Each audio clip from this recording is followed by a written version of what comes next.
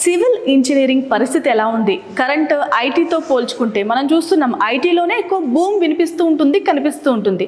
Civil sector opportunities ఎలా ఉన్నాయి, government సెక్టార్తో పోలిస్తే ప్రైవేట్ సెక్టార్లో ఎలా ఉంది అన్నీ మాట్లాడదాం ఆయనతో. అసలు ఏవిఎన్ కాలేజ్లో సివిల్ డిపార్ట్మెంట్ యూనిక్నెస్ ఎలా ఉంది అన్నీ తెలుసుకుందాం రండి. నమస్కారం అండి. నమస్తే అండి.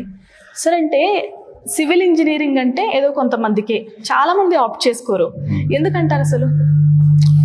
అది ప్రస్తుత కాలంలో ఉన్నటువంటి ఐటీ మోజ్ అని చెప్పచ్చు. ఐటీ మీద మోజు బాగా ఉన్నది. ఐటీలో ఉన్నట్లయితే ఫ్యాన్ క్రింద ఉండొచ్చు, ఏసీ రూమ్స్లో ఉండొచ్చు అనేది అందరి అభిప్రాయం. కానీ సివిల్ ఇంజనీరింగ్ అన్నట్లయితే మనం నేచర్లోనే ఉంటాం. సివిల్ ఇంజనీరింగ్ మనము ఇన్ఫ్రాస్ట్రక్చర్ ఇంజనీరింగ్ అంటాము.